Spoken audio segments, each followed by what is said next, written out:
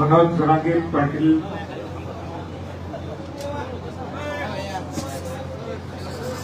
हे या वर्षात 6व्यांदा आंदोलना आणि आमरण उपोषणाला बसलेले आहेत.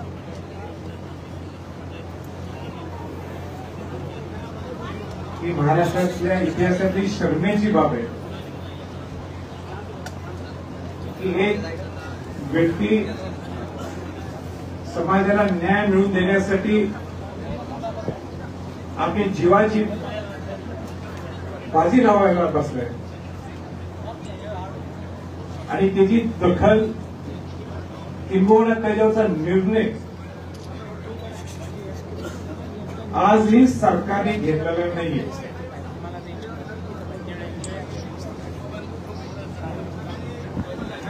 मी डॉक्टर्सकडनं आता सगळे रिपोर्ट्स घेतले.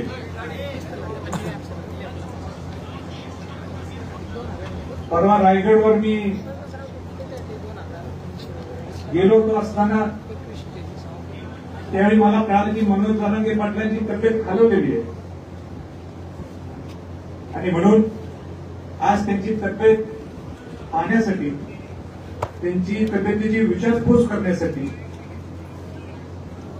नंतर शेवटी त्याचा जीव हा तुमच्यासाठी आहे, आता जीव महत्वाचा आहे आणि म्हणून त्या छत्रपती घराण्याची एक व्यक्ती म्हणून त्या नात्याने मी आज त्यांची तब्येत पाहायला आलो.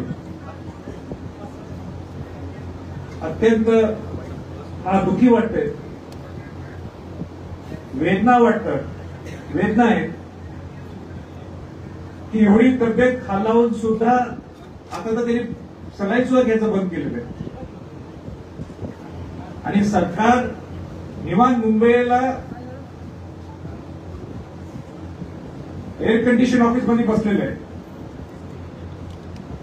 आणि विरोधी पक्षातले लोक सुद्धा ही निवांत ही सगळे जे काही माहोल तयार झालाय किंवा जे काही इथं चाललंय हे नुसतं बघण्याची भूमिका घ्यायला पाहिजे. हे चालणार नाही. आज तुमची कॅबिनेट आहे ना, काही टाळा वाजवायचं नाही, काही वाजवत नाही, टाळा अजिबात नाही वाजवायचं, काय टाळा वाजवायचा विषय. आज कॅबिनेट आहे ना, घ्या ना निर्णय, मग हो किंवा नाही म्हणून टाका. ही काय पद्धत आहे? एवढं तब्येत स्वतः इथलं मेडिकल रिपोर्ट जातो तिकडे, मेडिकल रिपोर्ट इतका वाईट आहे, काही होऊ शकते आणि त्याला तुम्ही जबाबदार असणार. मग मला जे काही मनोजना बोलायचंय, मनोज जरांगे पाटलांनी मी सांगितलं मला काय बोलायचं त्यांच्याशी. मी माझी चर्चा सुद्धा झालेली तब्येतीच्या बाबतीत आणि त्यांनी मला शब्द सुद्धा दिलेले.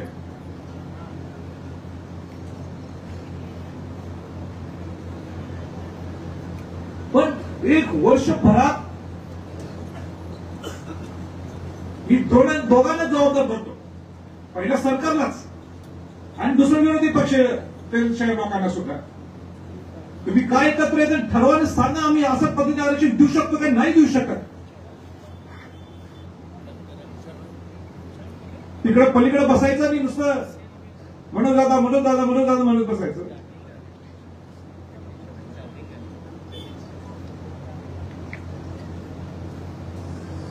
हे काय बरोबर नाहीये. म्हणजे महाराष्ट्राच्या इतिहासात एक पहिल्यांदा एवढं आंदोलन होत आहे तर कोणासाठी? स्वतःसाठी. मी मनोज जरांगेंना माझी कितीतरी वर्षापासून माझी ओळख आहे आणि मी बघितलं की प्रामाणिक लढा असतो मनोज जरांगेंचा, प्रामाणिक लढा. आज सुद्धा याचं कारण मला माहित नाही. मी 7व्यांदा त्याला भेटायला आलोय, पूर्वी सुद्धा आलो होतो, आजही आलोय आणि उद्या सुद्धा येणार. हे सगळ्यांना सांगू इच्छितो, त्या सरकारला सांगू इच्छितो की ज्या राजश्री छत्रपती शाहू महाराजांनी आरक्षण दिलं होतं त्यामध्ये मराठा समाजाचा सुद्धा समावेश होता. आपण जर शिवाजी महाराजांचं, शाहू फुले आंबेडकरांचं नाव घेतो तर या मराठ्यांना सुद्धा न्याय मिळाला पाहिजे आणि म्हणून पूर्वी सुद्धा मी मनोज जरांगे पाटलांच्या बरोबर होतो, आजही आहे आणि उद्या सुद्धा ठामपणे त्यांच्या बरोबर असणार आहे.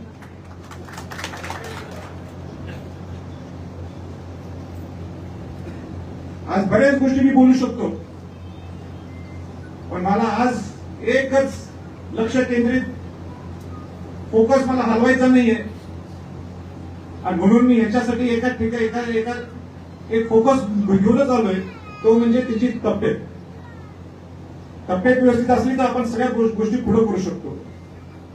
आणि सरकारला माझी सूचना आहे की तुम्ही रिपोर्ट्स घ्या, मेडिकल रिपोर्ट्स घ्या. काय किडनीची फंक्शनिंग आहे देव जाणे,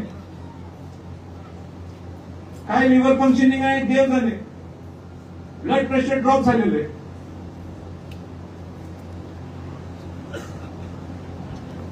आणि ह्याचा तुम्हाला जराही गांभीर्य नसेल तर उपयोग आहे तुमचा सत्तेत राहून. आणि विरोधी पक्षाच्या लोकांना सुद्धा मला हेच सांगायचं आहे, पूर्वी वर्षभरात मी टपाटप फटाफट इथं आलंय, आता कुठे आहे तुम्ही सगळेजण? त्या तुमची राजकारणाची वेळ आली, विधानसभा आली म्हणून आता मनोज जरांगे पाटील नकोय, हा मराठा समाज नकोय, हा बहुजन समाज नकोय, हे नाही चाललं, हे अजिबात चालणार नाही. पण आता मी जास्त काय आणि आश्वासन दिले होते, हे करतो ते करतो, गुन्हा लावून घेतला होता, त्याच्यावर आता काही भाष्यच नाही. पण जे मनोज जरांगे पाटलांनी परवा 5 ते 6 मुद्दे तुमच्या पुढे समोर ठेवलेत, त्याच्यावर भाष्य तुम्ही करायला पाहिजे. सरकारने तर करायलाच पाहिजे का तुम्ही बसले सत्तेत. म्हणजे पाहिजे तरी तुम्ही म्हणता विरोधी पक्ष लोक बोलत नाहीत, आम्ही नुसतं बोलायचं का? हो, तुम्ही बोलायलाच पाहिजे का तुम्ही आज सत्तेत बसलेले आहे. पण त्याच पाठोपाठ त्याच बरोबर विरोधी पक्षातल्या लोकांनी सुद्धा तुम्ही कसं आरक्षण देणार आहे तुम्ही सुद्धा भाष्य करायला पाहिजे. नुसतं आरक्षण द्या, हो दादांचं बरोबर, आरक्षण द्या आरक्षण द्या. अरे नाही बाबा, बोला ना तुम्ही. मनोज जरांगे पाटलांचं जे एक अधिवेशन घ्या, स्पेशल अधिवेशन घ्या म्हणणं आहे, होऊन दे समोरासमोर, होऊन दे ना समोरासमोर. कोणाची इच्छा आहे त्यांनी बोलवून दे. 10% तुम्ही आरक्षण दिले म्हणता, ते कसं टिकणार आहे त्याच्यावर सुद्धा तुम्ही भाष्य करा. मग नुसतं टिकवणार, तिकडे 2दा उठले बोलून द्या, दाखवून द्या तुम्ही तिथे त्या विधानसभेच्या पटलावर सगळ्यांनी. आणि म्हणून ज्या शिवाजी महाराजांनी सगळ्यांना न्याय दिला, 18 पगडजात 12 बलुतेदारांना शिवाजी महाराजांनी न्याय दिला. राजर्षी छत्रपती शाहू महाराजांनी सुद्धा सगळ्या बहुजन समाजातल्या लोकांना न्याय दिला, त्यामध्ये मराठा समाज सुद्धा होता. आणि म्हणून शिवाजी महाराज शाहू फुले आंबेडकरांचं नाव घेत आहे तर सगळ्यांना न्याय देण्याची भूमिका सुद्धा सरकारची आणि विरोधी पक्षातल्या लोकांची आहे. नुसतं बोलून बोलून विधानसभेपर्यंत विषय घ्यायचा हे नाही चालत. मग आम्ही बघून घेतो काय करायचं, मग आम्ही बघून घेतो काय करायचं. नाही चालणार याच्या पुढे. भरपूर त्रास आम्ही सहन केलेला आहे. आणि म्हणून मनोज जरांगे पाटलांनी तब्येत सांभाळलं पाहिजे. जे काही तब्येतीचं बोलायचंय त्यांच्याबद्दल मी त्यांच्याशी व्यक्तिगत बोललो, मी जाहीरपणाने बोलत नाही. तर त्यांनी मला असा शब्द दिलाय कारण त्यांचा जीव आमच्यासाठी फार महत्वाचा आहे, समाजासाठी महत्वाचा आहे. पण एकच सांगतो, मी थांबतो, मनोज जरांगे पाटलांच्या बरोबर मी पूर्वी सुद्धा होतो, आताही आहे आणि पुढे सुद्धा असणार.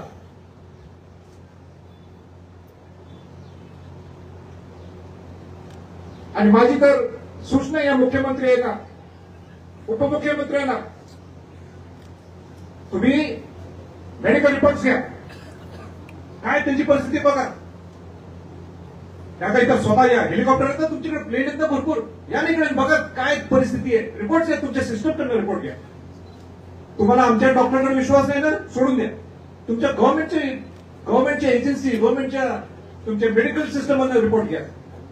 तर उद्या काय झालं आणि झालं तर जबाबदार हे सरकार असणार आणि विरोधी पक्षातले लोक सुद्धा, तुम्ही सुद्धा जबाबदार असणार आहे. नुसतं बाहेरनं मजा बघून चालणार नाहीये. आणि म्हणून माझ्यासाठी जो मराठ्यांसाठी लढा देतो तो शिवाजी महाराज, शाहू फुले आंबेडकरांच्या विचाराने तो समतेचा लढा असतो, त्याच्यासाठी न्यायाची भूमिका असते, त्याच्यासाठी जो मनोज दांगे पाटील एक योद्धा म्हणून पुढे आलेले, त्याला सहकार्य करण्याची, त्याच्या पाठीशी राहण्याची जबाबदारी या संभाजी छत्रपतींची. आणि म्हणून आपण सगळ्यांनी, मी इथनं निघणार आहे, पण आपण सगळ्यांनी मनोजना धीर द्यायला पाहिजे, विश्वास द्यायला पाहिजे. घोषणा देऊन होणार नाही आहे, पण त्यांना तुमच्या हावभावात मनोज दांगे पाटील वाटत माझ्या बरोबर माझा समाज आहे, त्याच्यासाठी मी लढा देतोय. आणि मी अपेक्षा करतो ते धीर देण्यासाठीच तुम्ही लावणं सगळ्या महाराष्ट्राच्या कानाकोपऱ्यातून आलेले आहे. आणि असाच धीर, असाच विश्वास तुम्ही त्यांना देणं गरजेचं आहे. मी आज त्यांना म्हणणार नाहीये, मागच्या वेळी त्यांना म्हटलं होतं मी तर पाणी घ्या, आणि ते माझ्या आग्रहासोबत मागच्या वेळी त्यांनी पाण्याचा स्टेप घेतला होता, कारण माझ्या तब्येतीची सुद्धा काळजी आहे त्यांनी. पण त्या तब्येतीची एक वेळ अशी येईल, तो निर्णय त्यांनी घ्यायचा आहे, पण असं काही करू नये त्यांनी करू नये जेणेकरून त्याच्या तब्येतीला शेवटचा धोका असेल. आणि म्हणून सरकारवर प्रेशर टाकण्यासाठी म्हणा किंवा समाजाची बाजू मांडण्यासाठी म्हणा, मी आज त्यांना म्हणणार नाही की पाणी घ्या. अनेक लोकांनी मला इथं एकाने सांगितलं की राजे तुम्ही सांगा तुमचा शब्द पाळतील. हे सरकार बसलेलेच एक गुंडाळून टाकायला हे आंदोलन. अनेक लोकांची इच्छा नव्हती की हे आंदोलन व्हावं, पण त्यांनी निर्णय घेतला ही शेवटचा लढा आहे. पण शेवटचा लढा असताना सुद्धा त्यांच्या सगळ्या सहकारी, त्यांच्या सर्व सहकारी सुद्धा तुम्ही लक्ष ठेवायला पाहिजे. मलाही रिपोर्ट देत जावा, काय ऐकलं नाही तर मला सांगा शेवटच्या की एकदमच ते देताची परिस्थिती निर्माण जर झाली तर ते आपल्याला परवडणार नाहीये. म्हणजे मी इकडे म्हणतो पाणी पिऊ नका, सगळ्यांना लावू नका, पण एक वेळ अशी येईल की तिथं घ्यावं लागतंच. त्यावेळी निश्चित संभाजी छत्रपतींना बोलवा, कुठं आहे असं मी तिथं त्या मिनिटावर मी इथं परत आंतरवाली सराटीला परत निवडून मी तुम्हाला सांगतो. राजे एक आंदोलन उभं राहिलेलं आहे. मनोज जरांगेंचं आंदोलन सुरू झालं की ओबीसीचं आंदोलन होत असतं. आता सुद्धा त्या पद्धतीचं आंदोलन त्या ठिकाणी आहे, कसं बघतात? हे बघा, स्पष्ट मला सांगायचंय की शिवाजी महाराजांनी ज्यावेळी स्वराज्य निर्माण केलं, केंद्रीय स्वराज्य निर्माण केलं, त्यावेळी सगळ्या घटकातल्या लोकांना घेऊन स्वराज्य निर्माण. राजश्री छत्रपती शाहू महाराजांनी सुद्धा ज्यावेळी आरक्षण दिलं, त्यांनी काही नुसतं मराठ्यांसाठी दिलं नाही, सगळ्यांना, अनुसूचित जाती, जमाती, ओबीसी आणि मराठ्यांना आरक्षण दिलं. आज मला सांगा, बाबासाहेब आंबेडकरांनी आपल्याला घटना घेऊन दिलेली आणि घटनात्मक पद्धतीने जर कोण आंदोलन करत असेल तर ते काही चुकीचं नाहीये. न्यायालय ठरवलं की हे आंदोलन बरोबर आहे की यांच्या मागण्या बरोबर किंवा मागण्या सरकारने मंजूर केल्या तर चुकीच्या, न्यायालय ठरवलं. पण आंदोलन करणं तो हक्क असते, सगळ्या समाजाचा हक्क असतो. आज मराठ्यांचं जर म्हणून जर पटकन आणि धनगर समाजाचे करू शकतात, ओबीसी करू शकतात, पण घटनात्मक आंदोलनाला विरोध करणं म्हणजे शाहू महाराजांनी ज्यावेळी बहुजन समाजाला न्याय दिला म्हणजे मला सगळ्यांना घेऊन जायचंय, पण हे सगळं करत असताना मनोज दांगे पाटलांच्या आंदोलन करू नये, हे आंदोलन होऊ शकत. तुम्हाला तुमच्या हक्काचा न्यायाचा हक्क ना, तुम्ही लढत द्या ना तुम्ही. पण अशा पद्धतीने हिनीत आंदोलन सुरू केलेलं आहे तिथं, म्हणून पलीकडे जाऊन आंदोलन करायचं हे काय महाराष्ट्राला या गोष्टी शोभत नाही. हा सुसंस्कृतपणा नाहीये. तुम्ही आंदोलन करता, तुमच्या हक्कासाठी मागणी करायलाच पाहिजे, पण दुसऱ्यांनी करायचंच नाही. दुसऱ्यांच्या मागण्या ह्या बरोबरच नाहीये. हा अधिकार या घटनेत आपल्याला बाबासाहेब आंबेडकरांनी जी घटना लिहिलेली आहे तसं त्याच्यात कुठेही लिखित नाहीये की दुसऱ्या समाजावर अन्याय करा. राजे या ठिकाणी येणाऱ्या लोकांचा रस्ता सुद्धा अडवला जातोय, मारहाण होते. मला म्हणून आज येण्याचं सुद्धा मला एक कारण आहे, की मी ज्या 2 दिवस या गोष्टी ज्या ऐकायला लागल्या, मारहाण व्हायला लागलेली आहे, रस्ते अडवायला लागले, हे काय बरोबर नाही ना. माझं जसं की म्हटलं, घटनात्मक दृष्टिकोनाने सगळ्यांना आंदोलन करायचा अधिकार आहे, सगळ्यांना, सगळ्या समाजाच्या लोकांना अधिकार आहे. पण कोणती करत असेल म्हणून त्याला अडवा यायचं हे काय, ही आपली परंपरा नाही. तुम्ही करा आंदोलन, वेगळीकडे करा, हक्काने मागा तुम्हाला जे पाहिजे ते. पण ह्या माणसाने मनोज पाटलांनीच किंवा आले दुसऱ्या ठिकाणी आणि कोणा त्यांनी आंदोलन करायचंच नाही. हे बोल, तुम्हाला तुमच्या मागण्या आहेत ना, आमच्या या मागण्या करा आंदोलन, करण्यात काही चुकी नाही. तसं आपल्याला संविधानात तो अधिकार दिलेला आहे. विरोधी पक्षाला पण तुम्ही आता बोललात की त्यांची जबाबदारी आहे, पण शरद पवारांनी आज पाठिंबा देऊन टाकलेला जरांगे यांच्या आंदोलनाला, मराठा आरक्षणाला पाठिंबा दिला, परंतु इतर समाजाला न दुखवता हे नाही, म्हणूनच माझं हेच म्हणणं आहे, अनेक मार्ग आहेत, त्यातनं मार्ग निघू शकतात. म्हणून ते एकदा विधानसभाच्या पटलावर होऊन जाऊन एकदा कशा पद्धतीने हे आरक्षण देता येते, कशा पद्धतीने सगळ्या गोष्टी होऊ शकतात, त्याची मागणी एकदम रास्त आहे. नुसतं पाठिंबा देणं इथं या आणि सांग कसं देणार आहे. 1 वर्षापासून आंदोलन सुरू आहे राजे, आता विधानसभा आहे. प्रत्येक पक्ष मनोज जरांगे पाटलांच्या आंदोलनाचा किती फायदा होईल, किती नुकसान होईल याची गणित, याचे सर्वे सुरू केलेले आहेत, पण उपोषणाकडे बघायला बरोबर आहे. पण मी एकमेव आहे, मी एकमेव व्यक्ती आहे जे मी मनोज जरांगे पाटलांना सांगितलं, आता पाडायचं बोलू नका तुम्ही, आता निवडून कसं आणायचं हे बघा. नाही टाळ्या बोललं, निवडून कसं आणायचं बघा म्हटलं. आणि मी ह्या शब्दात सांगितलं, तुम्ही आमच्यावर नाही आला तरी चालेल, पण यावेळी तुम्ही यायलाच पाहिजे. हे जर हे सत्ताधारी लोक आणि विरोधी पक्षाचे लोक तुमची जर दखल घेत नसेल, तुम्ही या कळ सत्तेत उभा करा. तुम्ही आमच्या बरोबर या, आमच्यावर नाही यायचं येऊ नका, स्वतंत्र उभा करा, पण सत्तेत या, काय चुकीचं नाही, त्याशिवाय प्रश्न सुटणारच नाही. म्हणजे ही तब्येत थोडी खालवली आहे की मला बघवत नाही ते. आणि आज सुद्धा मी कुठल्या राजकारणासाठी आलो नाहीये, मी पूर्णपणे प्रामाणिकपणाने तब्येत खालवली आहे. एक गरीब मराठ्यांसाठी न्यायाची भूमिका देण्यासाठी लढा उभा करतो. उद्या काय झालं, कोण म्हणजे किती कोण जबाबदार असणार आहे. माझं मन काल बेचैन झालं होतं, उद्या काही गडबड झाली तर संभाजीच्या तुम्ही पोहोचलंच नाही तिथं. राजेश, सरकारनं काही म्हणजे सध्याच्या हालचाली चालू आहेत त्याच्या संदर्भात तुम्हाला काही म्हणजे मला काही कल्पना नाही, मी काही सरकारमधला माणूस नाही म्हणून मला काही कल्पना नाही. नुसतं एवढंच आता इथं मला लक्षात आलं की कॅबिनेट आज आहे, एवढंच मला कानापर्यंत टाकलं.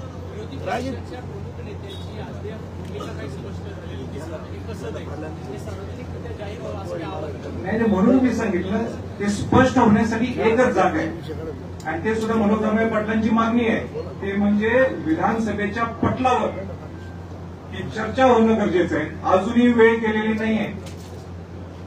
सगळ्यांनी मिळून मनोज जरांगे पाटलांचा कोणी गेम करू नये, कोणी फसू नये, पण त्याला एकच मार्ग आहे, तुम्ही बोला. तुम्हाला आज कॅबिनेट निर्णय घेता येत नाही ना, तुमचं आणि कधी म्हणणं ना माझं तुझं करत बसताय, घ्या ना तुम्ही विधानसभेच्या पटलावर सांगा, भूमिका स्पष्ट करा. राजे, मराठा समाज ओबीसी समाज एक आमने सामने ठाकलेला आहे. त्या गडबडीमध्ये छत्रपती शिवाजी महाराजांच्या झेंड्यावर प्रतिमा होती, तो झेंडा फाटला गेला.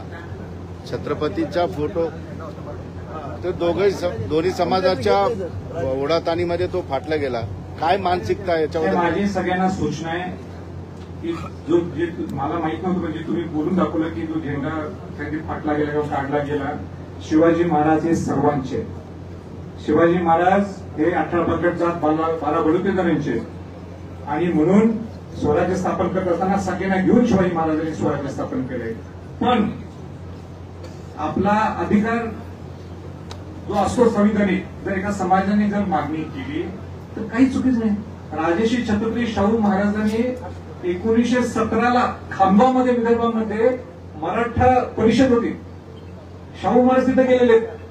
म्हणजे बहुजन समाजाला न्याय देऊन सुद्धा आपल्या समाजासाठी त्या नवीन पिढीला, नवीन युवकांना मार्गदर्शन करण्यासाठी त्यावेळी खांबामध्ये विदर्भाला गेलेत.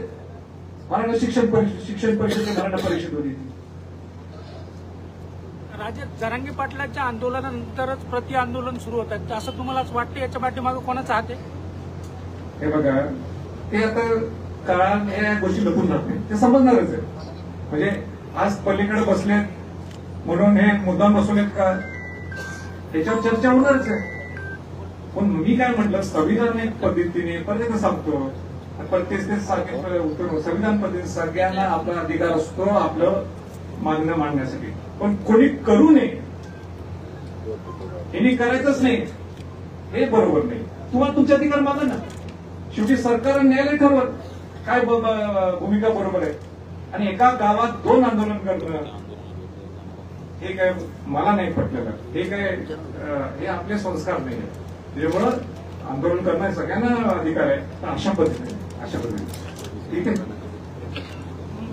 राजे, ओबीसी आंदोलनाकडे तुम्ही भेट द्यायला जाणार आहे? नाही बाबा, मी स्पष्ट सांगितलंय की जर का मुद्दा रास्त असला असता त्यांनी संविधान पद्धतीने त्यांनी म्हटलं असतं की आमच्या ह्या मागण्या आहेत, मग मी गेलो असतो ना. पण तुम्ही काय म्हणता, ह्या समाजातल्या लोकांनी आंदोलन करायचंच नाही, त्यांचा अधिकारच नाहीये. आणि ज्या गावात बसले तिथं बाजूला पलीकडे उभा करायचं, हे ईर्ष्या निर्माण करतात, हे बरोबर आहे. सगळ्यांना अधिकार आहे. आपल्या मागण्या आपल्या संविधान पद्धतीने मागणं हे काही चुकीचं नाहीये. पण हेनी केलं, मनोज जरांगे पाटलांनी केलं म्हणून पलीकडे करायचं आणि मग शिवाय द्यायचं तिकडनं, हे नाही बरोबर. तुम्ही करा दुसरीकडे करा ना, तुम्ही काहीच प्रॉब्लेम नाही. पण चुकीच्या गोष्टीला मी बरोबर करणं हे बरोबर आहे का?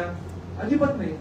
मी शिवशाहूंचा वंशज या नात्याने सगळ्यांना न्याय देणार, पण चुकीचंच काही ते करेन त्याला मी जाऊन सहकार्य म्हणजे सपोर्ट करायचा, हे बरोबर नाही. माझ्यासाठी सगळेच सारखे. आणि मराठ्यांसाठी जर एका समाजावर जर एकाचा प्रेम असेल तर काही चुकीचं. आणि म्हणून मी मनोज जरांगे आता बस झाला तर मनोज जरांगे पाटलांना परत एकदा सांगू इच्छितो प्रेसच्या माध्यमातून, त्यांची काळजी घ्या सगळ्यांनी. वेळ प्रसंगी मला तुम्ही त्यांचे सगळे संबंधित आहेत आणि सहकारी आहेत. तुम्ही मला सांगायचं की राजा मनोज ऐकत नाही, तुम्ही या कुठे असाल तिथं, मी तिथनं स्वतः चार्टर प्लेन घेऊन हेलिकॉप्टर मी स्वतः इथं येईन. त्यावेळी मग तिथं जबरदस्ती काय करायची मी करेन स्वतः छत्रपतींच्या या नात्याने. या छत्रपतींच्या कुठेतरी वेटो वापरायचा असतो, तो वेटो मी वापरेन. पण ते तुम्ही मला सांगा, जिथं असेल तिथं मी तिथं येईन. ठीक आहे. आणि म्हणून मनोज जरांगेंच्यावर तुम्ही सगळ्यांनी विश्वास द्या, धीर द्या आणि सरकारवर दबाव आणण्यासाठी मनापासून शुभेच्छा. आणि मनोजने सुद्धा ज्या पद्धतीने शब्द त्या पद्धतीने काळजी घ्यावी. राजे, एक शेवटचा प्रश्न आहे. मराठा आणि ओबीसी यामध्ये जो वाद निर्माण होतोय, आव्हान करा की मराठा ओबीसी मध्ये वाद निर्माण होऊ नये यासाठी, मराठा ओबीसी मध्ये वाद निर्माण होऊ नये यासाठी तुमचं आव्हान होणं गरजेचं आहे. सगळ्या समाजातल्या लोकांना आव्हान आहे, प्रेस मीडियाच्या माध्यमातून मराठा समाजातली लोक असतील, ओबीसी समाजातली लोक असतील, आपण सगळेजण महाराष्ट्रात आहोत. आणि हे शिवाजी महाराज, शाहू फुले आंबेडकरांचं हे महाराष्ट्र आहे, हे महासंतांचा महाराष्ट्र आहे. आपल्या मागणं हे संविधानिक हक्क असतो. आणि म्हणून माझ्या सगळ्या समाजातल्या लोकांना विनंती आहे, कुठेही कुठल्या त्या आंदोलनाला गालबोट लागेल किंवा कुठल्या त्या आंदोलनात हिंसाचार वाढेल असं कुणीही करू नये. उलट आपल्या संविधान पद्धतीने आपल्या घटनात्मक जो आपल्याला अधिकार दिलाय त्या माध्यमातून आपण आपले सगळ्यांनी उपोषण करावेत, आपण आपल्या मागण्या करावेत. शेवटी सरकारची बाजू असते कसं घ्यायचं, काय घ्यायचं, आणि न्यायालय ठरत असते पुढे कसं घ्यायचं. आणि म्हणून 2 जातीमध्ये 2 समाजामध्ये कुठे तेढ निर्माण होईल, वातावरण गडून होऊ शकते, असं कोणीही करू नये अशी माझी सगळ्या समाजातल्या लोकांना विनंती आहे.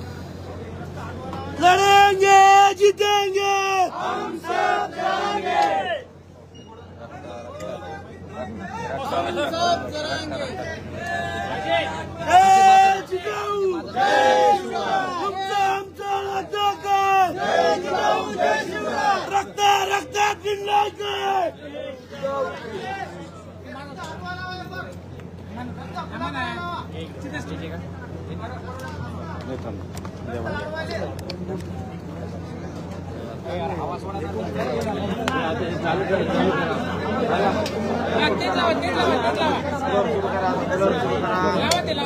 रक्तात सिनेमॅटिक वाईट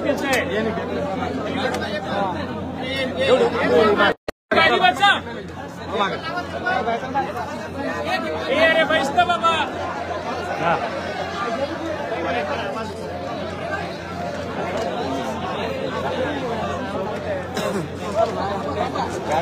मला माहिती आहे त्याच्यावर किती लोक थोडं उडायला राहतात.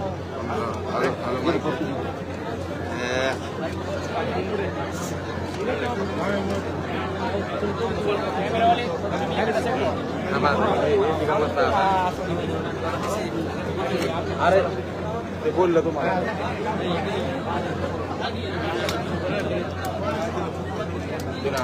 दिनावत म्हणा आले व्हिडिओ नाही टाकला भैया तो मला व्हिडिओ फक्त माणसं वाजते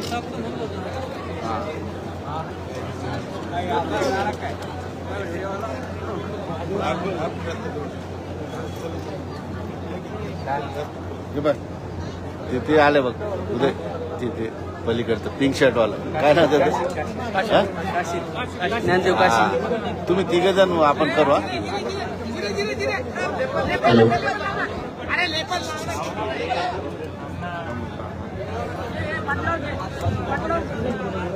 वकील साहेब थोडस नाही आले. दादा त्यांना पाठी उभं करा ना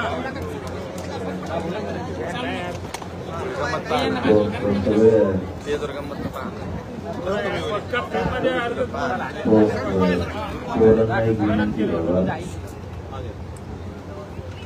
त्यांनी रस्ता बंद केला काय फरक नाही पडत काय झालंय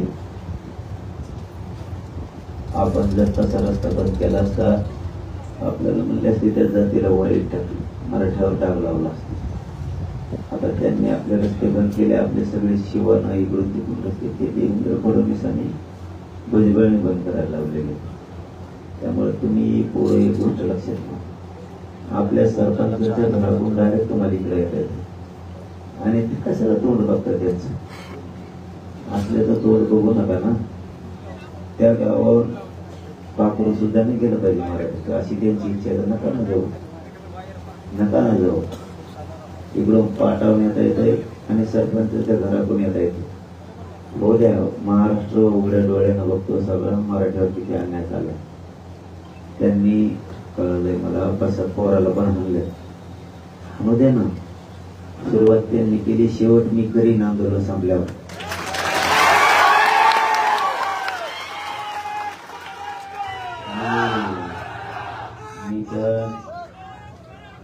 मी पण ओरिजिनल मराठीचा अवलादीच आहे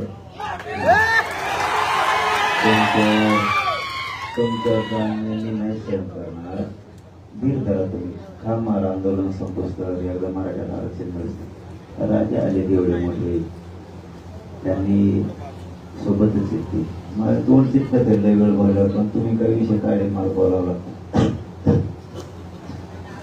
तुम्ही लांबून या काय फरक नाही पडत आपण रस्ता बंद केला असता तर म्हणले असते मराठ्यांनी आम्हाला वाईट टाकलं ओडिशाला आता त्यांनी रस्ता बंद केला आणि ते उभे राज्य महामार्ग ते पण कोणाच्या बापाचा रस्ता नाही राज्य महामार्ग आज 16-17 गावचे येणं जाणं बंद झाली तिथून शाळा काट्यात नाही करायला कोणाला भाजीपाला आणला जाता येत नाही कोणाला तुपत असलं जाता येत नाही अनेक अडचणी निर्माण केल्या त्यांनी ज्याच मराठ्यांनी जर केल्या असते असं म्हणल्या ते मराठी जातीवादी वाईट टाकलं असे काय नाचले असते घोंगरा बांधून पण आज हो द्या नाही थांबले पोरायला कसं माहिती सगळ्याला माहिती आपण उत्तर द्यायला म्हणून नसता जर मी देडा म्हणलं ना चटणीला पोरायला कसे मराठी तुडू काढते नाही पण आपल्याला ते नाही करायचं लांबून या आणि दुसरं सांगतो एक माहिती मिळालेली त्यांना त्यांच्या डोंगर काठ्या आणून घ्यायच्यात हल्ला झालाय म्हणून मग फोकस द्यायचा असं कळालंय आपल्याला पोलिसाच्या काठ्या त्यांना हाणून घ्यायच्या आणि राज्याला सांगायचंय आमच्याला हल्ला केला त्यांना डोंगर लाल करून घ्यायचं पोलिसाच्या काठ्यात निमित्त करायचं काहीतरी झोपे नाही त्यांना रात्रंदिवस त्याच्यामुळं काय करा जे छगन भुजबळ स्वप्न होतो ते पूर्ण नाही होऊन द्यायचं दंगली घालायच्या त्याला तुम्ही काय येणे करे महाराष्ट्रातले मराठी तुम्ही किती शान आहे सगळं राज्य देत चाले का डाव कळत नाही का आपल्याला त्यांना दंगल घडायची फोकसला यासाठी आपल्याला लांबून या जाऊ ना जाऊ ध्यानात राहून द्या कोणाला झालेलं जाऊ आपण आणि पूर्वी लोक डबडं वाजून सांगायचे मी यायला लागलो तसं डबडं वाजून जाऊ फक्त छान झालं आता सरपंचाच्या घराकडून येत आहे आणि पाठवण्यात येते, काय थोडा त्रास होईल, हो द्या ना. पण त्यांनी सुरुवात केली, शेवट मराठ्याच करणार, इथे नाही येणार कोणाला. तुम्ही फक्त शांत राहा, स्वयं बाळगा, राज्यभर अजिबात काही गैरसमज खात्री केल्याशिवाय करून घेऊ नका. आणि मी शेवटचं सांगतो राजेसाहेब, आपण उठत नसतो, आता पाणी घेत नसतो, औषध घेत नसतो, उठत नसतो. मला पाहिजे सगळ्या मागणीच्या अंमलबजावणी. आणि याबरोबर दुसरं सांगतो, फडणवीस साहेबांना संधी आहे मराठ्याकडून. 50-55% मराठा समाज या राज्यात एकटा. आणि त्यांनी काय सुरू केलं फडणवीस साहेबांनी, शिंदे धरतेत उली उली उली उली उली उली टोळकी. अरे काच कोणाचे टप्पूचा धर्माजवळ तो फायदा होईल ना, पण मागण्या मान्य करणार. म्हणून ही फडणवीस साहेबाला संधी ते मला म्हणते राजकीय भाषा बोलत नाही. आज 12 दिवस झाले मी राजकीय भाषा बोलत नाही राजे. 12 दिवस झाले पाडापाडी म्हणत नाही, उभा करायचे म्हणत नाही. आणि मी तुमच्या साक्षीनं पुन्हा सांगतो, या समाजाच्या बी साक्षीनं, मला माझ्या समाजात राजकारणात नाही जायचं. आम्ही आरक्षणासाठी एकत्र आलं, आमचं ध्येय आमचे लेकरं मोठे करायचे. आता फडणवीस म्हणतात ना राजकीय भाषा बोलतो, केली बंद. ते म्हणतात ना फायदा दुसऱ्याचा आहे. अरे तुम्ही द्या ना, तुमचा फायदा होईल ना, तुम्हाला द्यायचंच नाही, मग चटणी टाकायचं काय करते मराठीत लोक. तुम्ही फायदा होईल ना तुमचा, पण लोकांना कळत नाही का कोणी फायदा केलाय. राजेने फायदा केला, लोकांना वाटतं राजेने केला. कोणी फायदा केला की लोकांना वाटतं त्यांनी केला, लोक डोळे उघडे येतात. त्यामुळे फडणवीस साहेबांना संधी, आमच्या मागण्याची, सगळ्या मागण्याची अंमलबजावणी करायची 1-2 दिवसाच्या हातात आता. आणि जर तुम्ही अंमलबजावणी नाही केल्या, आपल्या नावाने बॉम्बलायचं नाही, ओरडायचं नाही, कमून इतके पडले म्हणून एक येऊन येणार नाही. हे मात्र मी जाहीर तुमच्या साक्षीने सांगतो. आमच्या अंमलबजावणी करा, राजकारणाचा माती नाही, तुमचं राजकारण जळा. पण नाही केलं की आपल्या नावाने ओरडायचं नाही, हे काय केलं. आणि सगळे भाजपमध्ये मराठी सुद्धा फडणवीसला दोष देणार आहे की हो मराठ्याचा मुद्दाम वाटोळ करायला निघाला, एवढंच मला म्हणायचंय. आणि ओबीसी मराठा वाद नाहीये, प्रश्न चुकीचे विचारले. ओबीसी मराठा गावखेड्यात एक हे 2-3 नाटक कंपनी साली, नाटक कंपनी छगन भुजबळची एवढं आपली भांती उड्या, त्याला ओबीसी मराठा वाद नाही म्हणत, त्याला मस्ती म्हणते. पण त्याला उत्तर आम्ही द्या, मग ती मस्ती जास्त चालली. चलो त्या थोडे दिवस त्यांना PIB जातीवाद करायला लागला सध्या, तेव्हा ते मुद्दाम करायला लागला. त्याने 6 महिने आम्ही त्याचं नाव नाही घेतलं, पण त्याला बरीच मस्ती आली वाटतं. आता तो मराठ्याच्या पोरात त्रास द्यायला लागला, गोदापट्ट्यातल्या आंदोलनातल्या गोदीचा आहे. आता होता आम्ही त्याला चांगलं समजत होतो त्याला, पण तेवढी जरा तासायला आलाय चांगला तेवढी आता. त्यामुळं आपण सगळे शांत राहा. मी आहे, मी ज्या ज्यावेळेस आई म्हणलो त्या ज्यावेळेस तुमचा झालेला त्रास होता बदला घेईन म्हणलं, त्यावेळेस घेतलेला आहे. मराठ्यात चांगली खात्री होती. आणि मी घेत असतो सध्या शांत राहा बरं, सगळे उभं लांबून जा, लांबून एकदा मिळूस कर. आणि शेवटचं सांगतो, आमची अंमलबजावणी फडणवीस साहेब करा. एक शब्द बोलत नाही, मला काही देणं घेत नाही त्या राजकारणाचं. पण नाही दिलं माझ्या नावानंतर बोंबलं नका. 24ला मराठ्याच्या पोरला बेकारीत गप बसत नसते.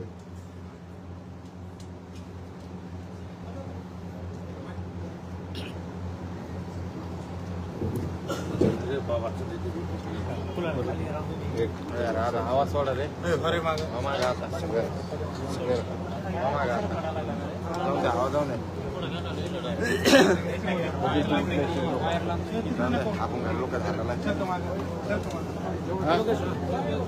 करतो का संजू.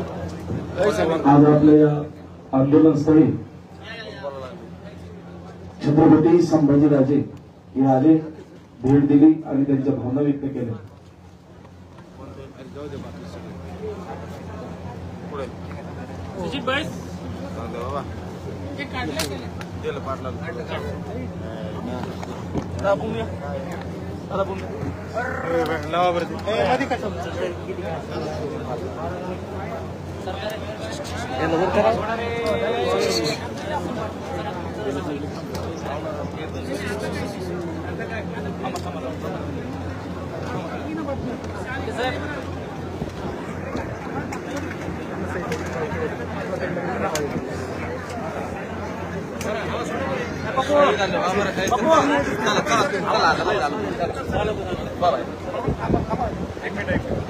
चला